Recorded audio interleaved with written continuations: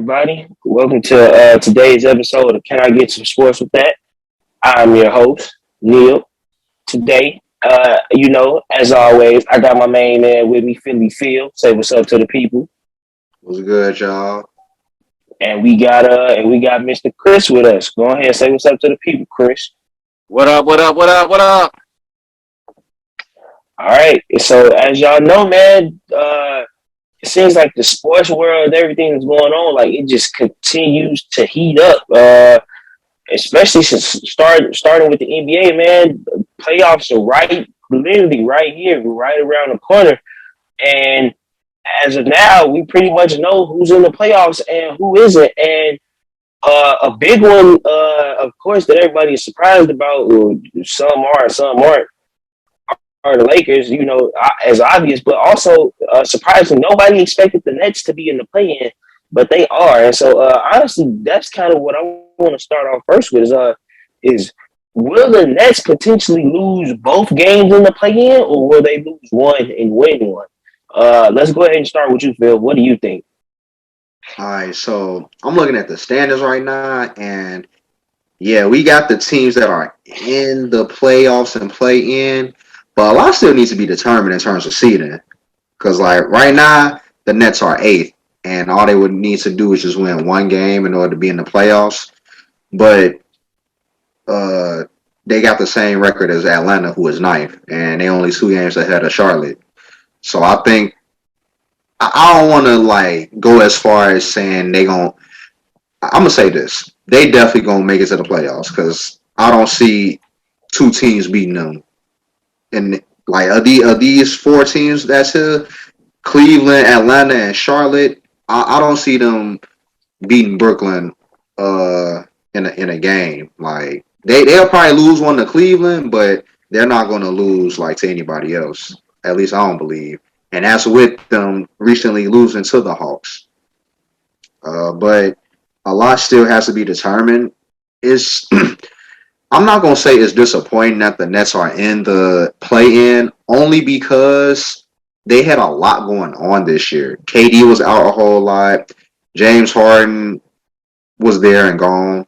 Kyrie didn't play a lot either. Like he didn't play no home games up until like last week. And like I said, his attendance ain't been and I think, to be honest, the fact that they are above 500 to me is an accomplishment because everything that could have went wrong with them did go wrong. Even when they made the trade for Ben Simmons, like he still ain't playing. Like they didn't already got it under they already under the impression that he ain't coming back this year, which is sad. But it is what it is. That's another topic for another day. But that's all I got to say about it, though. All right. To be honest, I kind of agree with you because to start the season, the Nets pretty much had a stronghold on the East. And then, like shit, KD went down, Kyrie was still only part time, and James Harden, then wanted out. And so like after that, KD was still out for a little bit, and it was just part time Kyrie. So you had Kyrie part time, and then you still had no KD. And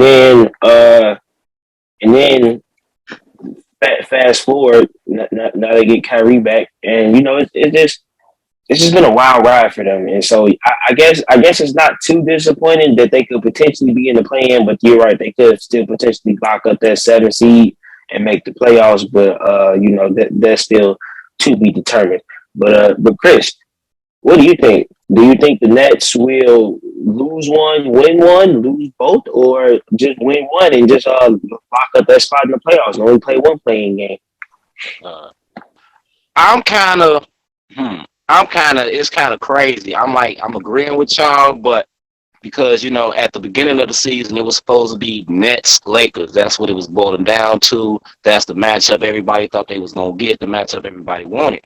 But as the season progressed, with the injuries, with James Harden being iffy, I agree with Phil. The fact that the Nets are still in a playoff hunt and a play-in hunt is an accomplishment. But I don't know. I kind of want to say they gonna make the play in, but then I look on the roster and it's a roster with KD, Kyrie.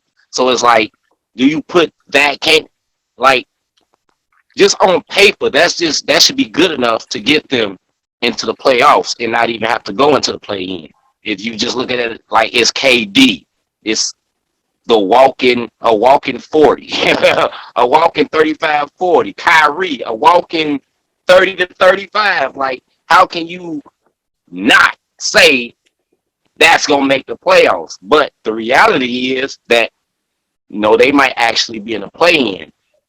But I disagree with Phil on that. No team can beat them. I think Charlotte will give them boys a hard time because Kyrie can't guard Lonzo, and Lonzo can't guard, LaMelo, and Melo can't guard Kyrie. And that Charlotte team pretty big. That Charlotte team lately has been hooping. They didn't start out they started out streaky, but they've been hooping lately. So I think they can. If it comes down to them and the Nets, I think they can beat the Nets. But right now, I'm kind of like, I'm gonna say the Nets gonna get the 7th seed. I'm gonna put the Nets in the playoff. I'm gonna see they're gonna make the playoff because I just can't count out Kyrie and KD.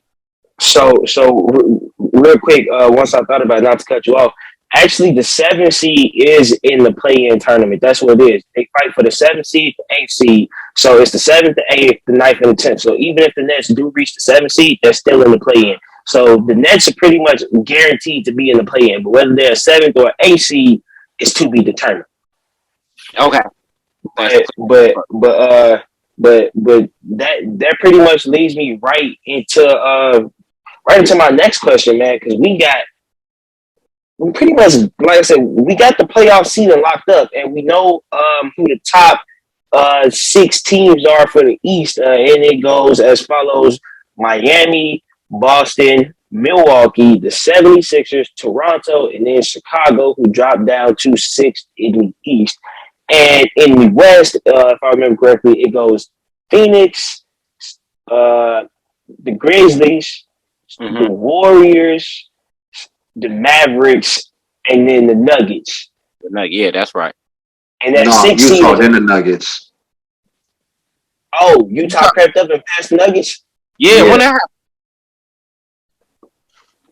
Damn, I don't know. Damn, Utah had the Nuggets? Ooh, because I had Utah to play in. That's crazy. But you wild. So the only reason I had them in the play-in was because I honestly, they were kind of streaky, and I had them at the 7th seed in the West for a little bit because that's where they were. They were at the 7th seed for a minute, and I honestly kind of thought that's where they were just going to hang around and just be for the season. If I'm just being honest with you, but I said that leads me right into my next question.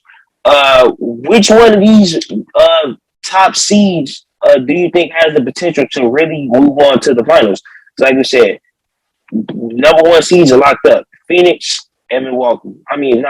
Phoenix and Miami. So will we see a Phoenix and Miami NBA Finals, or will it be somebody else? What do you think? Let's start with you, Chris. Oh, will it be a Phoenix and Miami final? I definitely think Phoenix could definitely get back. Because they played without Chris Paul. They were still busting people's behinds. They played without Aiden some games, and they were still busting behinds because that boy Devin Booker is the truth. Now, as far as Miami, it's possible, but I don't think it's possible. I think Milwaukee. Milwaukee's still gonna edge them out. They the champs, so I'm gonna ride with the defending champs. You know what I'm saying? I'm gonna take the champs over Miami right now and say it's gonna be Miami Phoenix rematch. But this time, I see Phoenix coming out on top, and that's my take. So you think it's gonna be a Phoenix Milwaukee rematch, and you got Phoenix taking a rubber match? Yeah, because I don't see like to beat Phoenix like in the West. Woo, it's tough to beat. It's gonna be tough to beat them boys. It's game series. It's gonna be a lot of 7-game series with them Phoenix boys. Cause I don't think they going. I think they on a revenge tour. I think Chris CP want that ring. So I'm going CP final answer. My fellow Chris, shout out. You know, in some ways, I agree. Because I do personally have Phoenix making it out of the West. I just don't think there's a team really. Honestly, I won't even say starting 5 wise. I don't think there's a team deep enough on the defensive end to really hang with them. And they have so many like long defenders and other defenders that can come off. Like honestly, my favorite player on Phoenix ain't even like really like he's one of the bigger names, but like he's not even one of their best players. My favorite player on Phoenix is Cam Johnson. I love that dude. Like That boy, I love Yeah, like ooh. I am hoping when Cam Johnson is a free agent, the Bulls make some type of push to go get that boy, please, because he is a baller. But and so I've got in my opinion, I got Phoenix making it out of the West, and I know this one might kind of be a long shot, but I finally got Boston getting it done this year. I got Boston getting out of the East. I that's not a got long shot. I got Ah, I got I got I got I got I got my boys JT and JB finally hey, making it they out been of the hooping East. as of So late. They been hooping. so They balling right so now. so if you really ask me, I've got Boston making it out of the East. I think it's gonna be Phoenix and Boston if I'm just being honest with you. And Like who I gonna get the said, dub though? Who gonna get the dub? Who you taking for the dub though? Ooh, your boys, JT. if the Suns win in 6. If Boston win, they're gonna have to beat them in 7 because the Suns was there last year, and the Suns lost in 6 last year, and so I think they know what it takes to push that 7 game. So if the Suns win, they're gonna win in 6. If Boston wins, they gotta push it to 7.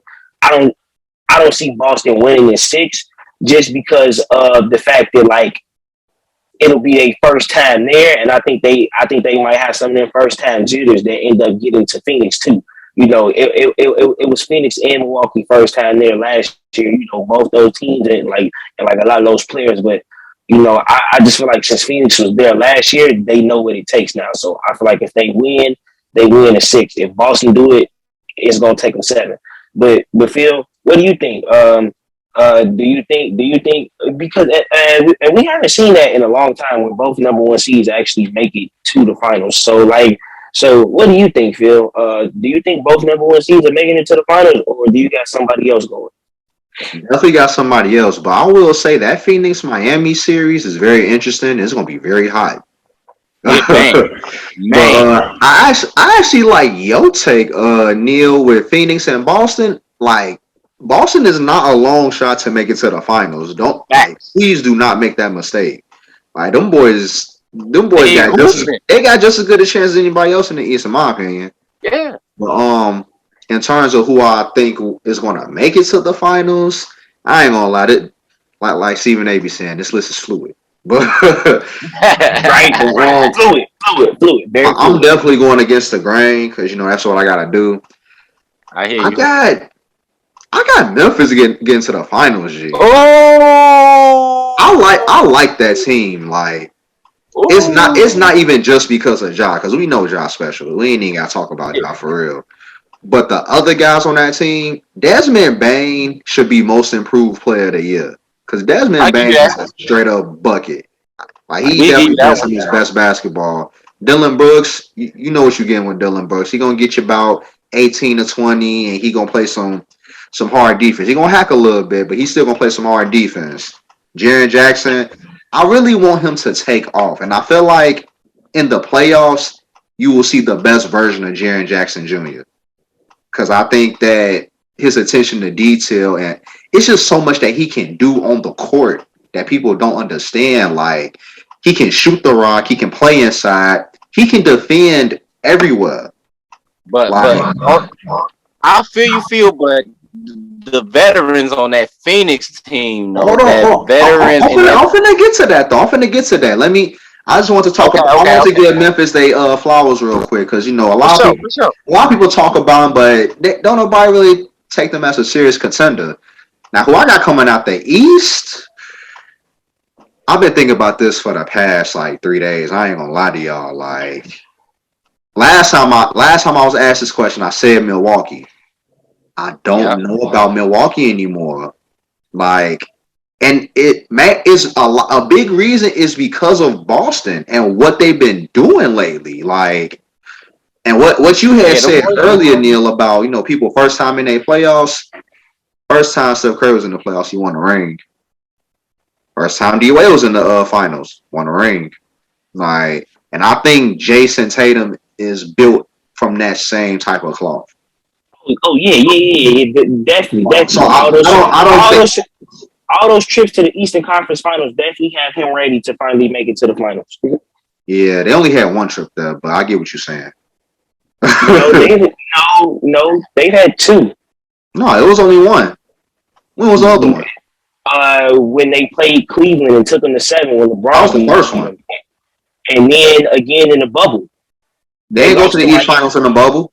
Yes, they did. They lost to Miami in the East Finals. Miami beat them in the East Finals. You are right. I stand corrected. They did. Yeah, they did. Because they beat Toronto in that series before that. You're right. Yup. Because they bounced Philly in the first round. They went ahead. They bounced Philly in the first round. They swept Philly and then had that exciting series against Toronto, and then I think they ran out of gas against Miami for real. That's all that happened. In terms of, I ain't gonna lie, I'm stuck between Miami and Boston for the East. And I really can go either way because the way Boston is set up, they can defend anybody on the perimeter. So and that's literally the worst matchup for Miami because they got shooters, but they ain't got shooters who can create like that. Only people they got that can really create on that team is Jimmy and Kyle and Tyler Hero. But Tyler Hero can only create shots for himself for real. Duncan Robinson, Strus, and all those other boys. I don't think they will be as effective against Boston's perimeter defense. But I do think Miami can take them because of Jimmy Butler and Bam Adebayo. Because I don't think Boston has anybody who can guard him, especially with Robert Williams being out. I don't think Al Horford gonna have a good time against Bam Adebayo. He gonna work that boy to death. And like I said, it don't matter who guarding Jimmy because Jimmy gonna get his and he gonna make you work for yours. Now, but as of right now, I'm gonna stick with Boston. I'm gonna go with Boston, Memphis in the finals. Okay. I guess I'm I got Boston winning in 6. If it's Boston and Memphis, I definitely got Boston winning in 6. I definitely got Boston winning in 6 if it's Boston. If it's Boston and Memphis, as special as Ja is, ain't nobody else on that team can match Jaylen Brown. Nobody else on that Memphis team can match Jaylen Brown. Now you can match Jason Tatum. He could they could go to a push at best, but you ain't got nobody to really respond. It'll be like Shaq and Kobe. It'll be Shaq and Kobe versus Iverson again. That's what it'll be. Pretty much. It ain't gonna be Shaq and Kobe. Those are three unstoppable forces that met against each other. Yeah, it'll be like. I know this is probably gonna sound like a poor comparison, and it's the only really duo I could think of a wing duo that's been to the finals. Is either you could either compare it to when it was LeBron and Wade versus KD. Okay. That's a major cap because it was D Wade, Bron, and Bosh, and it was KD and Westbrook. Yeah, but you know what? But honestly, really quickly, because of what you said about Jimmy Butler, this is my thing. What type of Jimmy Butler are we gonna see though? Because in my opinion, Jimmy Butler in the playoffs. But this is my thing though. It's like last time we saw him in the playoffs, he got bounced out in 5 games. by the champs.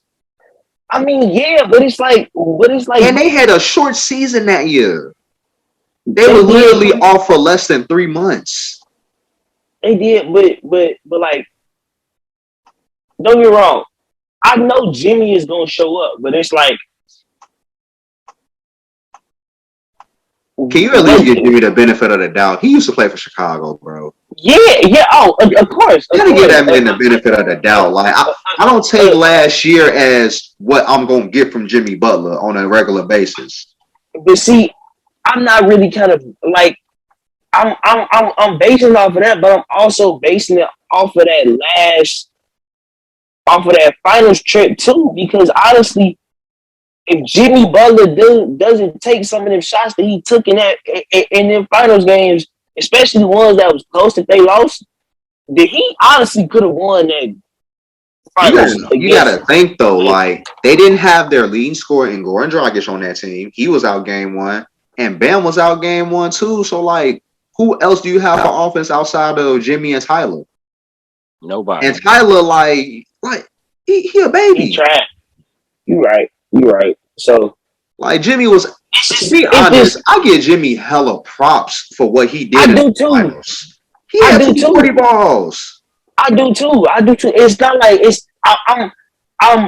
I'm not trying to take nothing away from him, but this is what I'm saying. It's like we've seen Jimmy Butler like run out of gas before, and this is my thing. Is like, will it happen again?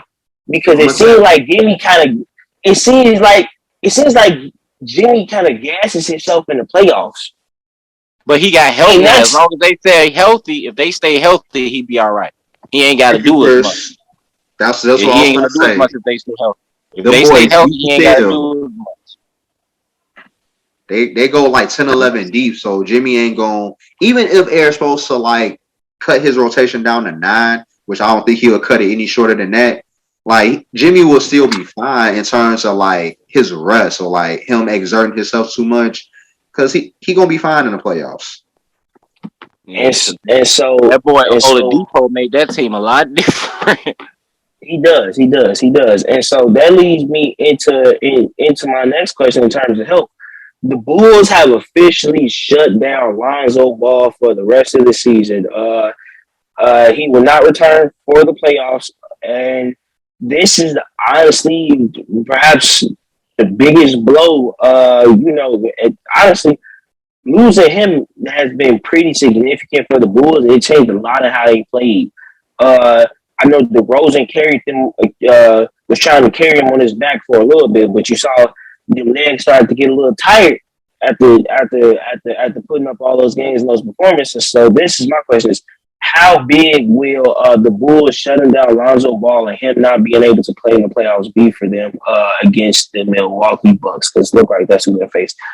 Phil, let's start with you. How big is this for the Bulls? Well, any success that the Bulls thought they was gonna have, they definitely need Alonzo for that. And since he ain't there, I don't. And they got Milwaukee in the first round. They might go out and fly for real. I ain't even gonna hold you. But the reason why is because, like you said, they play completely different when Lonzo is in there as opposed to him being out. And the reason why is because Lonzo's a natural playmaker. Like he, I don't know if it was in one of our discussions or not, but I told y'all like Lonzo Ball's career arc is going to look a lot similar to like Chris Paul's. You know, Chris Paul got the reputation of he makes teams better. I feel like Lonzo got that same ability, and for him to lose somebody like that on this team, especially considering that you don't have another playmaker of that caliber on the team, because Ayo is good.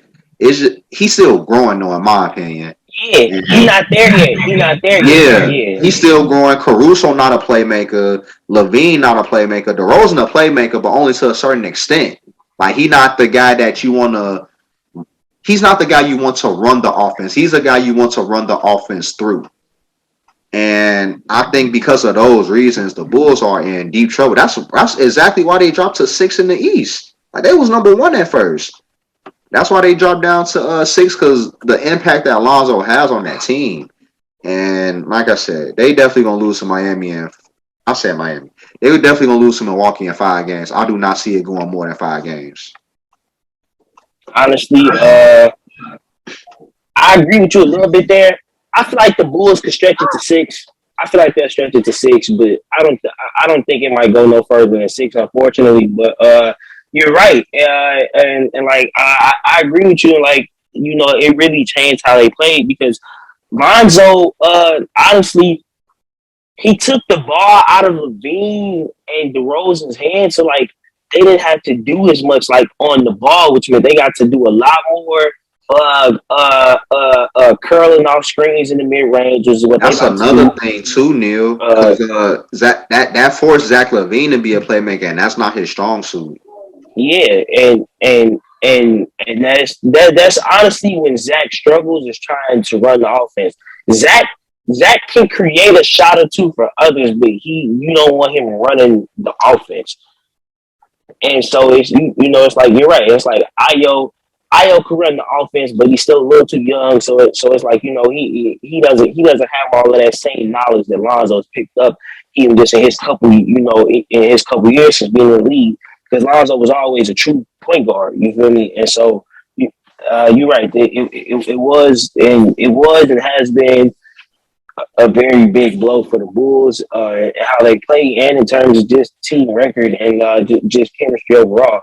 But Chris, what do you think? How do you feel about the Bulls shutting down Lonzo, and how does this impact playoff hopes? A lot. Now, a lot. I mean, like y'all said, Lonzo was the playmaker. He was the primary ball handler. And he was a great on ball defender. Like he took Took the he best, took a took the whole best lot. offensive player. Man, he took a lot of pressure off Levine and DeRozan because they could just focus on their offense and they both can score about 35 or 40 because Lonzo was in there playing the D. He was facilitating. Levine could just spot up. Levine didn't have to because I think Levine struggles with the decision making, whether to be aggressive, whether he gonna be a passer, because it's just not him. But he can get the buckets. We know he can get the bucket. But when it's like when you got to bring your teammates along, and I agree with y'all, we ain't really got nobody that can bring the team that's gonna get this guy going, get that guy going, get this dude some shots. We ain't got that. And like Because I if said, you I think like about it, Kyle, that was but he just too young. Go ahead, Carney. that was also that was also why Boosh kind of struggled a little bit too. Because right as Boosh started to get his rhythm, Lonzo went down, and me and people was like, "Oh, what happened to Boosh?" Well, I mean, right as Boosh started to finally find his rhythm with Lonzo, finally having a complete grasp on the offense, Lonzo goes down. It is essential that a big has a good point guard to give them the ball, and you definitely will see the Facts. impact. Facts. Because when he was getting Boost the ball, Boost was a walking double double. 20 and 10 double double. 20 it's easy. And it was easy. It was, and then look at remember all the showmanship that was in the Bulls game, the creative passes, how they almost looked like the Warriors offense with Lonzo at first. They was kind of looking similar to with all the passing, all the movement. But you We right, was the since Showtime Bulls. We wasn't the Showtime Lakers. We was Showtime man, Bulls. it's like since Call us prime time. and that's what hurt me about Chicago, man. It's like I want the best for Chicago, but it's like then seeing Milwaukee in the first round to throw. That's just like throwing salt in the wound. We already dealing with they didn't beat us all regular season. They one of the elite teams that one of the teams we ain't quite got over, and you know everybody want to go to the playoffs, but then you got to see this juggernaut that been kicking your behind your all season, like man, like I just hope we When can will push. it end? It's almost like when will it end? Yeah, like when will it end? Like, bro, y'all just beat us. Y'all won every game in the regular season against us. Now, I think it's probably gonna be like the Bulls in Miami when we had Derrick Rose. You know, LeBron to give us a game. You know, Brian, go ahead, D Rose. You get this one. All right. Now we finna win 4 straight. Go home. You know what I'm saying? It's gonna be like that with the Bulls, and I don't want to see it, but like I said, I just hope they make it more than 3 games or 4. I want to touch on something real quick because I don't know if we talked about this enough, but the impact of genius level passing is like that can literally elevate a team. Yes, Because yes, Lonzo yes. Lonzo is a genius level passer, and everywhere he has went, like he has made a positive impact. Even in New Orleans when it was trash, like he made a positive impact. And the reason why I say that because LaMelo got the same ability. Like he got genius level passing. That Hornets team does not make it to the play-in without LaMelo, even with Exactly. all those guys. Exactly. And just think about, and he a better scorer than Lonzo. Just think about his ceiling. Like he's a better scorer. That's why that Charlotte team. You right. That's exactly why they look like that, because he can pass it and he can get his. So that's Like and they you, both you about six literally eight, see six the nine. impact. Yeah, facts, facts, facts. And they play D, and the boys play D, and they long. Just think about how long the Bulls was when we had Vooch, Lonzo, DeRozan, and Levine. We was long. You could Now play we all four of them at the same time, and you could throw literally anybody else in there. You could throw Io Not in there. You could anybody. throw another big in there. Like Thank you. not just Anybody. not just that. I I I think it hurt even more because we got Patrick Williams back, but wasn't able to get Lonzo back, and getting P. Will back was huge. oh my goodness, that's my favorite player on that team is Pat Will because He you telling people, man, that's baby Kawhi. Actually, he a bigger version of Kawhi.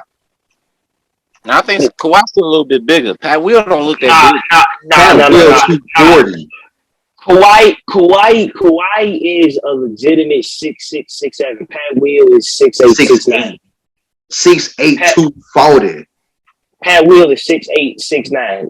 That's a grown man. That's a He, man he child. Hey, but that's Devontae Green, my dude on that team. That's my dude. I rock with Devontae, boy. Little dude out there. No, he a little dude, but he getting all the rebounds. He plays I some was of gonna the say biggest, that boy got all the heart. all the heart, all the heart. but He playing but undersized. but uh The but man uh like but uh 6'3" playing center. he definitely is. But speaking of size and heart, you feel me? We just kind of mentioned, the person who is like him, Pat Will. We mentioned he is baby Kawhi. Now let's talk about actual Kawhi. And there still seems to be a slight belief and hope that if the Clippers make it past the play-in, that Kawhi could potentially return for the playoffs. Now, in my opinion, I don't think that'll be good for this Clippers team. But let's go ahead and get your thoughts on it, Phil. What do you think about Kawhi still maybe potentially returning for the playoffs if the Clippers make it past the All play-in? right. So I know that you said that you don't think it's good for that Clippers team. Can you tell me why you don't think that real quick?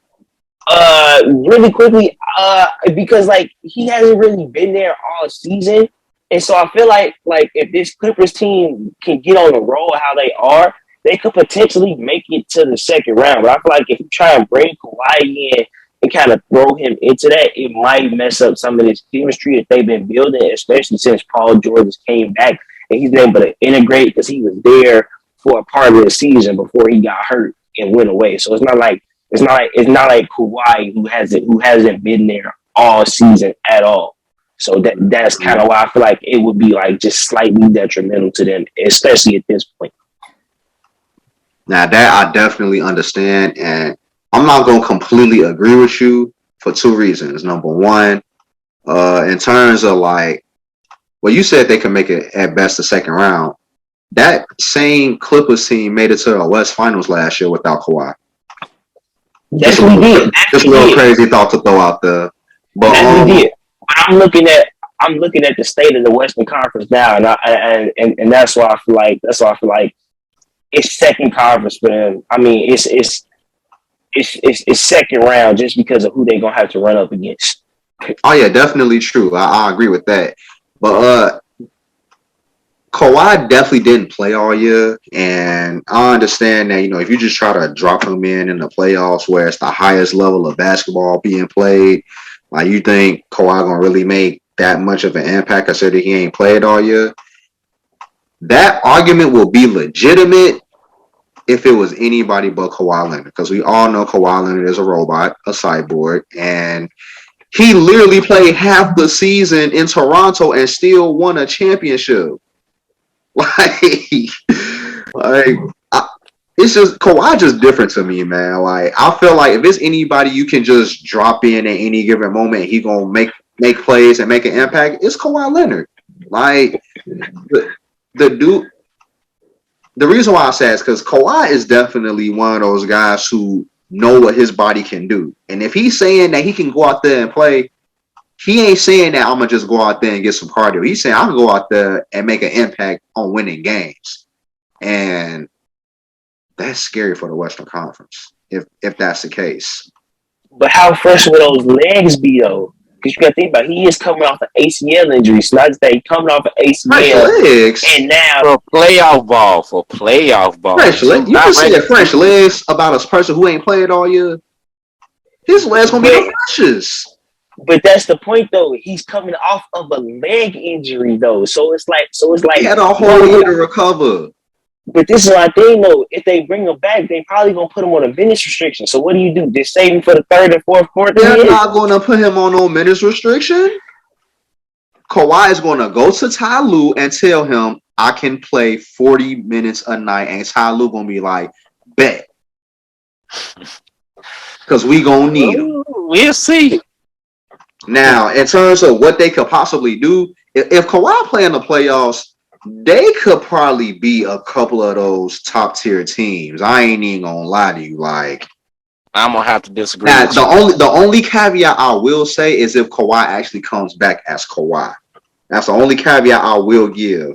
Is if he come back as Kawhi, they can make it back to the West Finals. Now, who they play, I don't know. If they win, I don't know either. But I just know if Kawhi comes back, you can pencil them in for the West Finals. I don't know if you can pencil him in.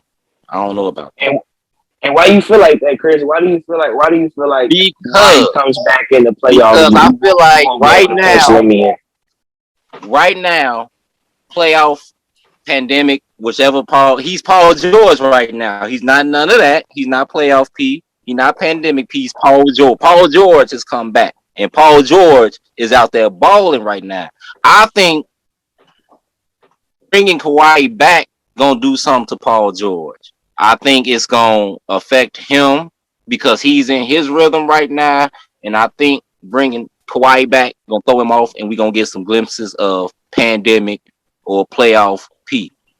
And that's why I won't quite pencil him in because I watching them play sometime, I don't know. When you throw Paul George off a rhythm and you make Paul George think a certain way, he become pandemic P. And that's the only thing I'll say. If anybody gonna be happy coming back, it's gonna be Paul George happy Kawhi coming back. I'm about to say the one person I feel like who Kawhi wouldn't necessarily throw off is Paul George, because Paul George isn't a ball dominant player. Like Paul George can move around without the ball. If anything, I feel like the player who's Kawhi whole time.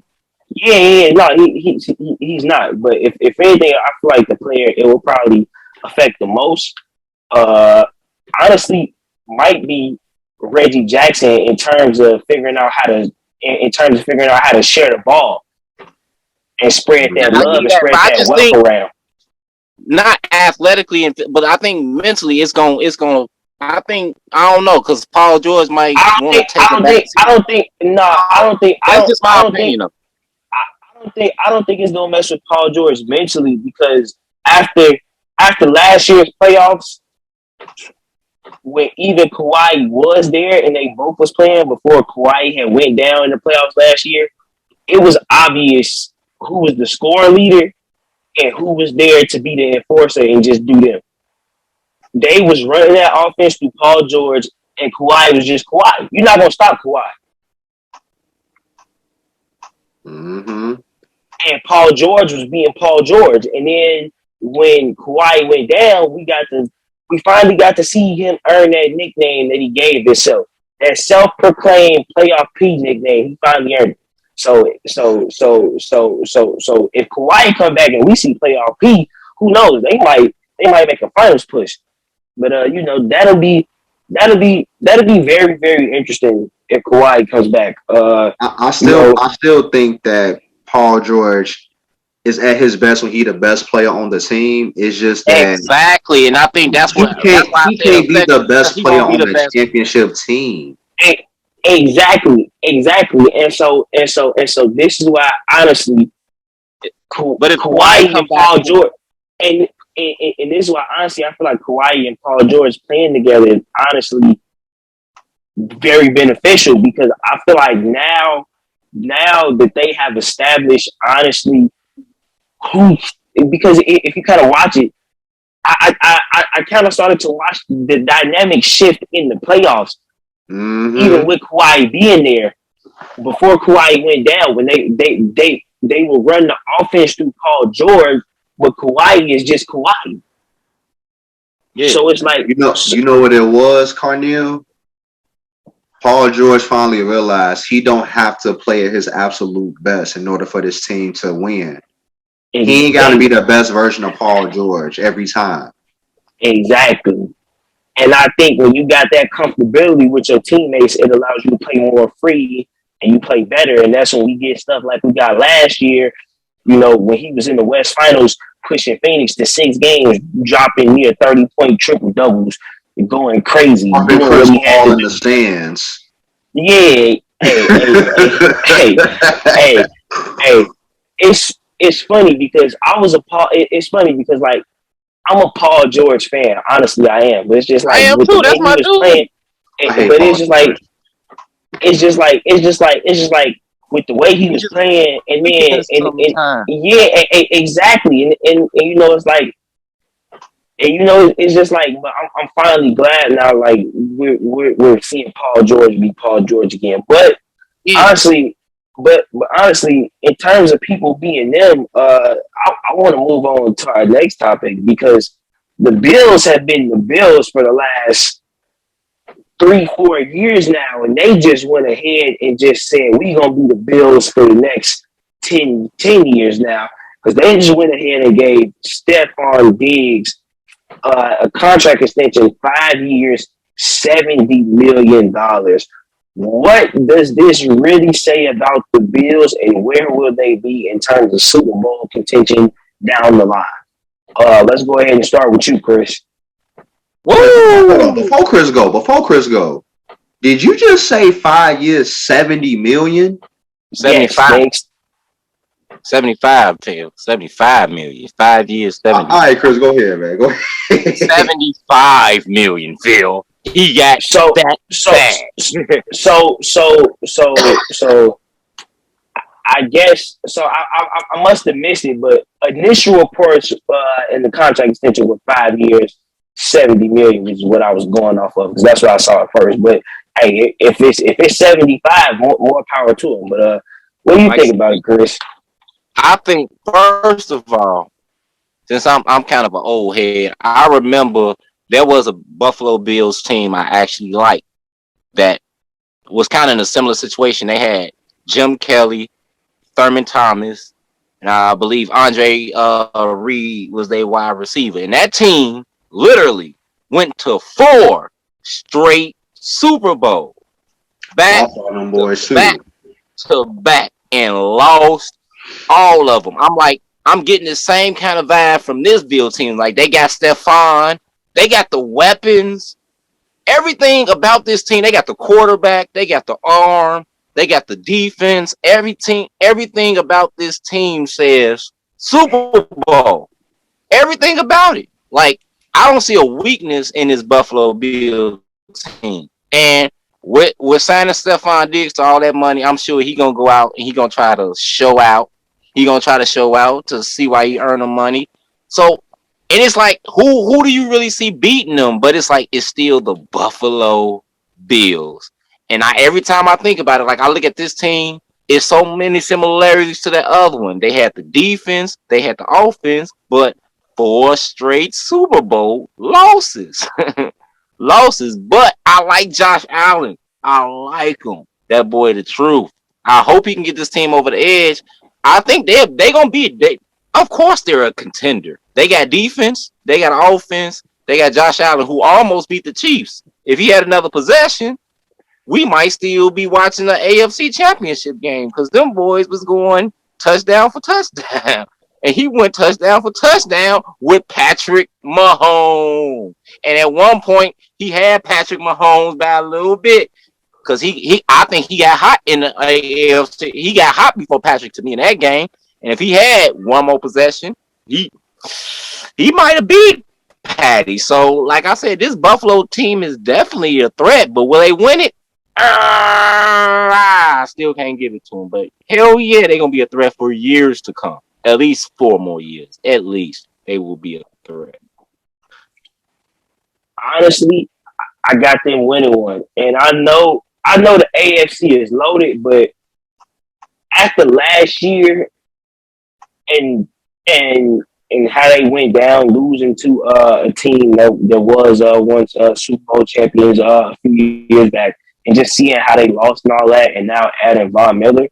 Honestly, like I said, I've said it before on a past episode. Honestly, I'll say it again. I got the Bills making it out of the AFC. Honestly, especially since they added Von Miller. Like, I got the Bills making it out. It's gonna be tough. It's gonna be hard. I'm not saying it's gonna be easy, but I think after last year and just with the way things happen and the fact that they've now added another piece to their defense for years to come as well, they also did break off Von Miller. I got the Bills winning one, and honestly, I feel like this upcoming season is their time to do it. But Phil, what do you think? How do you feel about the Bills, and what does this extension mean for them in terms of future Super Bowl contention? All right, so when you first said the contract numbers, I was looking crazy because I was thinking like the 70 mil was the top number. Because I was going to be like, they robbed that man. But I actually looked at the at the numbers. It's 4 years, 70 million to guarantee, but the total contract worth is 104 million. Which yep, it's the 70 mil guaranteed. To be honest, they still kind of underpaid him in my opinion, but that's probably because they trying to keep some other guys on the team, and they just broke off Von Miller too, so it's understandable. In terms of the Bills as a team, they are definitely a Super Bowl contender. It's just like they literally got everything. Like they got the quarterback, they got weapons for him to throw to, they got running backs that they don't use. They don't even use them. Facts, Phil, they don't even run the ball. They barely run the ball. No, they run the ball. It's just with Josh Allen. That's they running. He a quarterback / running back. But I actually like Josh Allen. He a real good quarterback to me. Top 5 hands down. We could argue if he top 3 or not. That's a debate for another day. But Stefon Diggs, I think he's talented enough to be top 5 wide receiver, but so many good receivers, it's really hard to make a list of them for real. And also, I don't remember if they still got Cole Beasley or not. But if they still got Cole Beasley, like that's a huge factor for them. And I think they finally cut him. I think they finally let him go. I think he just finally got a little too old. The legs was looking a little slow last year. You can say the same thing about Von, because Von old too. Von about what, 33, 34? Yeah, but did you see Von in the playoffs? Yeah, That's Von. That's how he earned that bread. He built like that. Hey, Von just built like that. Some dude, you get them dudes that they just built like that. You know what I'm saying? But I mean, if they don't have Cole Beasley again, I think the one thing that they probably would need is a bona fide.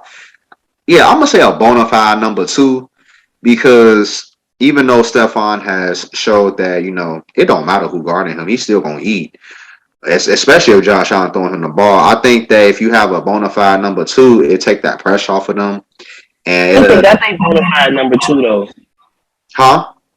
I think they got their number 2 though. Who? What's his name? The one who took the I can't think of his name right now either. He took the leap in the playoffs. Ain't his name Taylor Davis or something like that? Oh, You are right. Taylor Davis. I take that back. They definitely got a second number 2 receiver. Thank you for correcting me. Because that boy is a baller. Like, so yeah, forget what I said about them needing a number 2 because they definitely got that. But my thing with the Bills though is like they need to use some running backs. Like it's cool that they letting Josh Allen run the ball and he's effective when he's doing it. They need to use some running backs though, and I personally think that part of the reason I can't even say that's part of the reason because I think the offensive line is solid. I think it's pretty solid in my opinion. So I think they should just use the running backs more, and I'm gonna need that defense. They bringing back the number 1 defense in the league, so and with Von Miller. So in terms of their chances on like making that in the Here's the AFC, thing. what's up? And that was the difference. See, it's just flip flop. Now that old Buffalo Bills team, the one I was talking about that lost 4 Super Bowl, their main thing was the run with Thurman Thomas. They had Thurman Thomas because remember they had Bruce Smith on the defense. Oh, that defense was loaded too, and they ran the ball. They just turnovers in the Super Bowls would kill them. But this team, they throw the ball like they will not run. And I'm with you. If they do put it on the ground, how do you beat them? It's like how do you beat them if they run the ball? How? But they won't. They won't. They won't. I'm gonna definitely put that on Sean McDermott because I'm gonna need you to be a little him and the offensive coordinator. I can't remember his name right now, but Well, Brian Dable is no longer there. Brian Dable is the coach. He's the coach of the Giants now. They didn't pair him up with Dave Jones. That's gonna be interesting to watch. But I think the Bills. I'm not gonna go as far as say they're gonna like make the Super Bowl or nothing like that. But at the very least, they're gonna win a playoff game. But yeah, definitely. That to me, that's as far as I can go, only because of how deep the AFC is now. And you will be crazy to think that the Bills ain't a legit contender out there. Even with Russ coming, even with the Broncos doing what they did, Chargers doing what they did, the Raiders doing what they did, even the Browns, like the Bills are still one of the teams. You don't count out that kind of defense with a quarterback. You never count out that kind of defense with a quarterback. You automatically put them there. You got a quarterback and a defense. The only thing that I will if the Bills play the Chiefs in the playoffs again, you can dang near pencil them in for the Super Bowl because I think they're gonna beat them this time. Because I don't know why, but like Josh Allen played some of his best football against the Chiefs. Now, granted, how many touchdowns you think we gonna see in that game, Phil? Because they put up 40 the last time they was damn near 40 on the board. What you think they're gonna put up if they see each other again? I don't know if it's gonna be like a prolific scoring game. I do think that it will be a closer game because they familiar with each other now. So a lot of the stuff that was going down before probably ain't gonna go down again. I don't think both of them quarterbacks gonna throw for 4 touchdowns again in the game. Very possible it could happen, but they built it's hard to see that happening against that Bills defense. It is hard seeing that. One of them quarterbacks can get hot, but Patty and Josh, both of them can get hot quick. Both of them can get hot. Another thing that's huge about that matchup, Pat ain't got Tyreek no more. True. Good point. And Tyreek was literally the reason why they won that game. Right? He still got Travis Kelce. You got some other guys that are pretty dang on good, but they ain't Tyreek. I'm sorry. Not at all. Boys, including Travis Kelce. None of them boys is Tyreek. Not at all. Not at all. And speaking of nobody being like Tyreek, let's talk about nobody being like another top receiver in the league.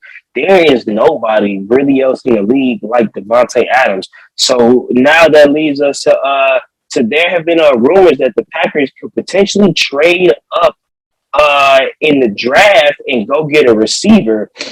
And some have them taking I'm forgetting his name, but he's it's the big wide receiver in the draft. He's like 6'3", 6'4".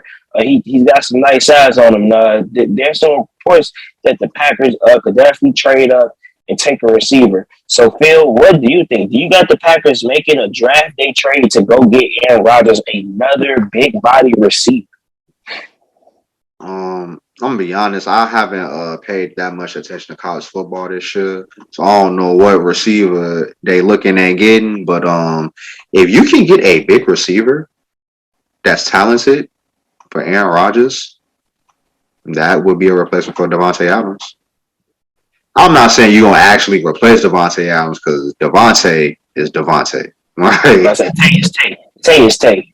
Yeah, but I think that would definitely help. I mean, if they can do it and make Aaron Rodgers happy, or they cannot do it and listen to Aaron Rodgers complain the rest of the offseason. Like, it is really up to the Packers. Like, it would be smart for them too because they don't all they. So, in my opinion, all they got is Lazard in terms of receivers. That's the only legit guy I've seen in these past few years. And even though Valdez Scanlon don't play for them no more, he wasn't that guy to me. But if they can get another guy, because the way the Packers set up, they like to build their receivers up. That's what they did with Jordy and Greg Jennings. That's what they did with because they was there at the tail end of Donald Driver. Devontae Adams was there on the tail end of them two, Jordy and Randall Cobb. Yeah, Randall Cobb. Oh yeah, no, I'll take that back. Jordy and Randall Cobb was there at the end of Greg Jennings. And Devontae Donald came. Driver was the other dude. It was Donald Driver was the other one. Yeah, Donald Driver came before them. Yeah. Yeah, dang, lost my train of thought. But yeah, Devontae came up after Jordy and Randall Cobb. So it will make sense that the next guy will be Lazard.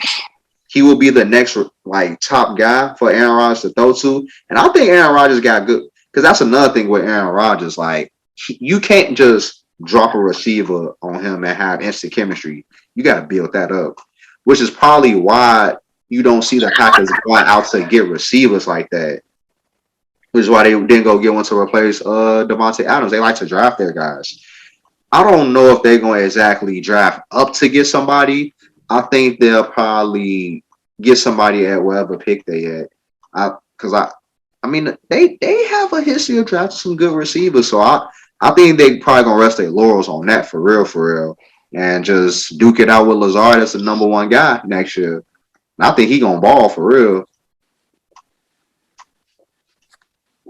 So, to be honest with you, I agree. And I slightly disagree. And it's like I agree with you in terms of the Packers. They do like to build up their receiving core and things of that nature. But I could also really see them trying to make a splash this year in the draft and go trade up to get a receiver because there is so much receiver talent, and it seems like that they're trying to surround Aaron Rodgers with receivers that have size who can also move their feet. Devontae Adams, honestly, is a lot bigger than some people think. Definitely. Like he's a lot bigger receiver than some people really, that man think. 6'1", 6'2". He big as hell. Yeah, right. And so I think Lazard is like 6'2", 6'3", or something like that. So Lazard is 6'3", 6'4" range, but he's smaller in terms of weight. You're right. But he's still like that big body receiver who you can throw a jump ball to, and he can potentially go up there and get. And so it's like it seems like I said, they like to surround Aaron Rodgers with receivers that have size and that can move their feet. And so I wouldn't be surprised, honestly, if they did go trade up to get a receiver, because it just feels like that's what they would do based on what they did last year in terms of bringing Aaron Rodgers back. Now bringing him back again, giving him the extension.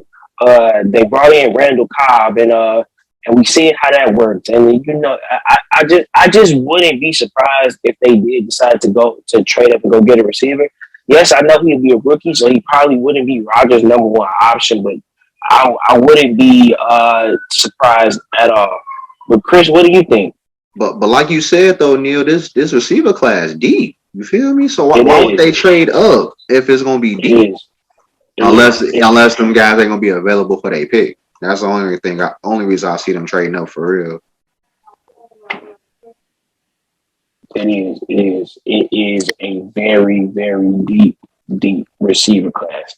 But Chris, what do you think? What do you think the Packers are going to do? Do you think they're going to trade up for a receiver or what?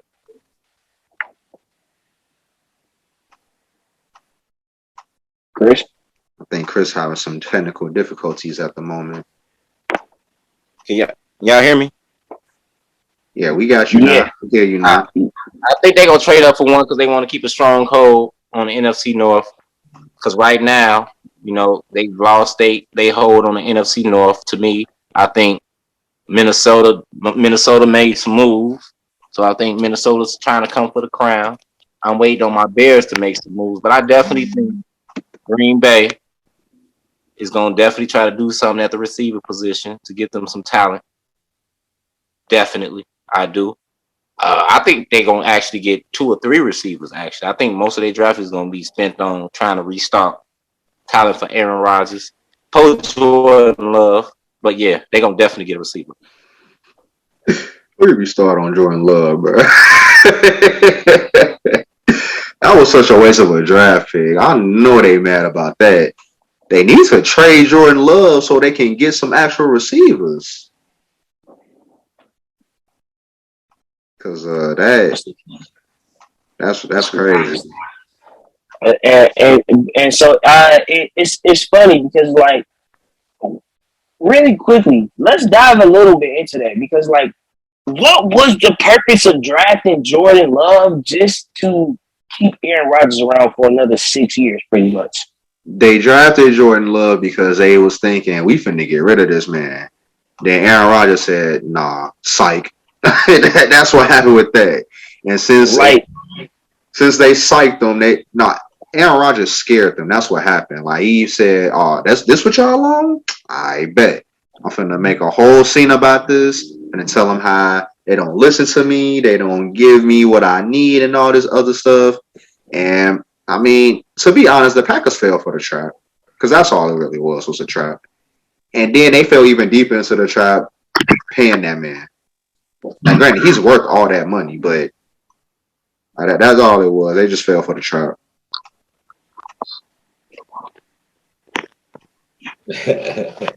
Well, I guess they did. Like, why would you? Like, I don't see the point in that either. Like, Poe Jordan Love, like, that man probably ain't gonna never play an NFL snap for another 8 years.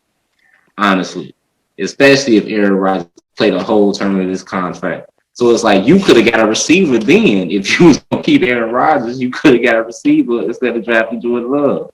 But I don't know. That's Green Bay for you. I personally think that even though they lost Devontae Adams, I don't think Aaron Rodgers was messed up about it because I think he was more happy that Devontae got paid. He wanted that boy to get paid, and he knew Green Bay wasn't going to pay him. I feel you on that. And so that leads me honestly into our last and final question. Where will the Honey Badger sign? We just got reports the other day that he went to go talk to the Saints, and it says that the meeting went pretty well. So it's like, where will Tyrann Matthieu, the Honey Badger, be signing? Let's go ahead and start with you, Phil. Bruh, let me get on this Saints tip real quick, cause you gonna have, if you get Tyrann Matthieu on the Saints, one of your safeties is gonna be Tyrann Matthieu. The other one is gonna be Malcolm Jenkins. Bro, you can't throw the ball. Like, you can't throw the ball. And they still got their corners. I was like, you still got the corners. Like, they still shut down. Like, oh my goodness. Like, the Saints gonna be the new Broncos. All they gonna need is a quarterback. But to answer your question, Carneal, I don't know where he would go, honestly, but I would like to see him. And I ain't gonna lie, that. I mean, you mentioned the Saints. I want to see him now for real. Like, if he goes to the Saints, that's gonna be crazy. That's gonna be ridiculous. But another team I would like to see him with, and this is just me being greedy, I like to see him on the Chargers. They need another safety. Their secondary is stout and definitely a good thing, but I think if you want some overkill, sign Tyrann Matthieu. But him and Derwin James are kind of the same player though. No, they not. The reason why is because Derwin James is a playmaker, and that's like he just make plays everywhere. Tyrann Matthieu is a playmaker, but Tyrann Matthieu can actually be a free safety. Like, he can actually cover. I don't think that's Derwin James' strong suit, covering, which is why I would probably have Tyrann as the free safety. But he's so much better at strong safety though, and being able to play downhill and come run up to the line and come run off the line. That's when Tyrann Mathieu's at his best. You can still do it with him. If you notice, because if I remember correctly, he was on the Houston Texans. When they dropped him back in coverage a lot and had him back in free safety, that's when like he didn't seem like he was enjoying football a whole lot. I don't think he really want to be out there in coverage. I think he prefers to have his spot coverage moments and still being allowed to kind of run free how he does, which is why I kind of feel like him and Derwin James are like, I kind of like the same player. Derwin James has his spot coverages when they throw him in coverage, but Derwin James also allowed to run free and, kind of move around the field and make those plays. That's why I kind of view them as like, it's like the same player because it's obvious Tyrann Mathieu doesn't just want to drop back in coverage. I'm gonna counter that with this. Move Derwin James to linebacker. Make him an outside linebacker.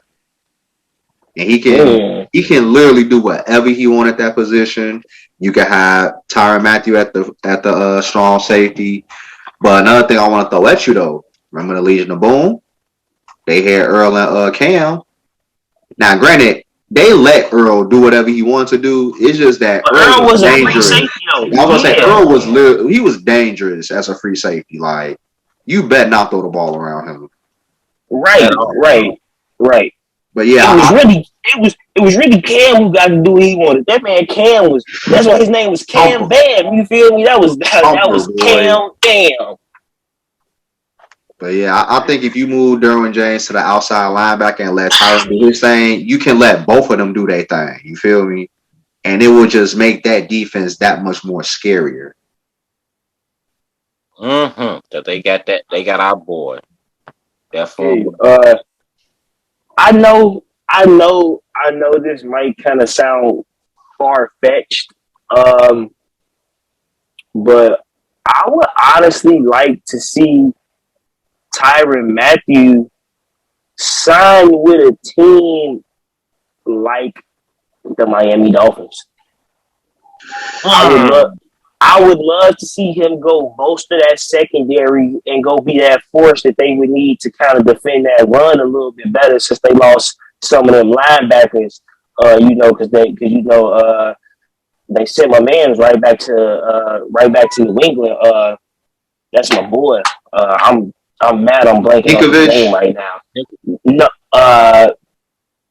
No, I'm so mad because this is my dude. He's the linebacker. Van Noy. Kyle Van Noy. Yes, Kyle Van Noy. Yes. Oh, so bad. I got you. Yes. Yeah. And so, because, that's my dude. I love Kyle Van Noy. That's my dude. And so it's like with the Dolphins, sending him back to New England before the start of last season, pretty much. We seen that Dolphins defense was still pretty stout, but it's like I would just love to. It is, and so I would just love to see him. Like, honestly, probably. I think he would have a lot of fun down there in Miami, and I think if he went down there, he would. I said I honestly wouldn't mind seeing him sign up and play for the Miami Dolphins. But Chris, where do you think Tyrann Matthieu and the Honey Badger will potentially land. I'm gonna be like freaky. I'm gonna be like Phil and say I want him to come to the Shy. I want him to come to my squad, of course. But ideally, I'm gonna throw out another team. You know, I think him and Eddie Jackson make a nice pair. But I want to see him in San Francisco. I would like to see. Overkill. Yeah, I like to see him on San Fran. You know what I'm saying? You know, he'll be good in San Fran as strong safety. Oh my goodness, he will be great in San Francisco. Oh my god, man! If he's San Francisco, he might get him another ring. So, all depending on how Trey Lance felt for his rookie. I know it's gonna be a sophomore, but he's actually starting rookie as a. You know, he'll be a rookie as a starter. Ain't they keeping Jimmy G though? They are keeping Jimmy G, but he have surgery. He finna have surgery, right, so so they are keeping Jimmy G, but I think they plan to move forward with Trey Lance as the starter, and I think they just plan to have an expensive backup just in case Trey Lance get hurt. Mm-hmm. Like I said, man, this is honestly the year of the expensive backups. Of the expensive backup quarterbacks. And really quickly before we end the show, there was a quote that came out from an episode where LeBron James said that he would love to play with Stephen Curry. And Stephen Curry pretty much turned that idea right down and was like, nah, bro, I'm good. And so just really quickly, how do you like, how unfair would the pairing of LeBron James and Stephen Curry be for the NBA? Let's just go ahead and just get your thoughts on it real quick, fellas. It don't matter. It all depends on which team they play for. They gonna play for. It don't matter what the team Warriors. They don't say or that. They gonna play for the It do not matter. It don't matter. It don't matter. It don't matter. It get worse. It get worse with the supporting cast because just think about them on the Warriors team with Steph, Clay, LeBron. That's not even. Come on, man. The best passer and the best shooter together. LeBron gonna have like 48 assists a game. He might 48 a game. 48 assists a game. LeBron ain't even got to score really. LeBron probably he's gonna average 10 and 40 a game, and the 40 gonna be assists. The man gonna have 10 points, 40 assists. Like, come, that's not even. Oh man, I don't even think nobody got 40 assists in a game before, but that would be crazy. Nah, the most in the game is 31. Scott Skiles, I believe. Scott Skiles still holds that record. He still holds that record. Because, bro, you know how unfair LeBron and Steph pairing would be? It would be just as unfair if LeBron paired with Klay Thompson. Like, it's just too much. It is too much. No. You know what? I'm gonna take it further than that. It will be just as bad if you put LeBron and KD together. That's how bad it is joined together. It might be worse. It might be worse with stuff. Like it might be worse with stuff. And that's nothing against KD because we know what KD about. It's just that Steph is literally the kind of player that is perfect for LeBron's game. You feel me? Because he can just spot up and run around and just shoot three. LeBron is the kind of player that's perfect for Steph's game because LeBron don't got to set the screen. Everybody else set the screens, and LeBron just throw the ball. Hey, Neil, you beat me to the punch. Also, you beat me to the punch. Steph ain't got to handle the ball. All Steph got to do is just run off screens. But the thing is like, no, you can't just have Steph running off screens because they're gonna do some boo boo stuff to him. But the reason why they perfectly complement each other is because Steph a shooter and LeBron like playing with shooters, and he gonna look for shooters. And LeBron he gonna work niggas enough to I command a double team. It don't matter who double teaming because the ball is gonna somehow find its way to Steph every time. Yeah. The reason why LeBron would be a great match for Steph is because Steph don't have to worry about carrying the load offensively. That's literally what LeBron is built for, carrying the load. And honestly, you might see a better a meta version of clutch stuff because of stuff like that. Because Imagine LeBron and Steph on a pick and roll. it's not fair. It's not fair. It's not It's not fair. fair. So Wait. Who got the ball? LeBron on the pick? Wait. Who the ball handler? Chris, who the ball handler? Steph. Ooh, LeBron the ball handler.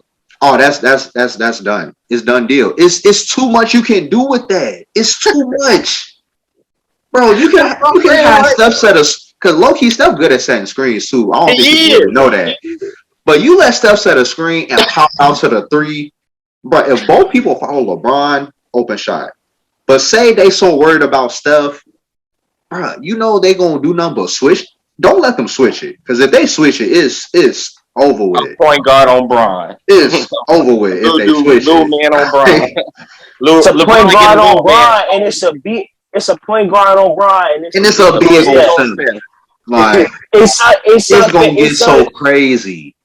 It's unfair. It's unfair no matter how you slice it. But what really would be unfair would be for y'all to watch this episode and not hit the subscribe button and the like button. Thank you all for joining us again. This has been Can I Get Some Sports With That? I have been your host, Carneal. Of course, we had on the panel my man's Philly Phil and Chris. And we will catch you all on the next one. Don't forget to follow us on Twitter and Can I Get Some Sports With That? Like our page on Facebook. Hit the subscribe button. Go ahead, press that notification bell. Tell all your friends. We will continue to bring you with all a side of humble sauce. Exactly. We will continue to bring you all the best and newest sports and entertainment content that we can. We will catch you on the next one. We out. Deuces.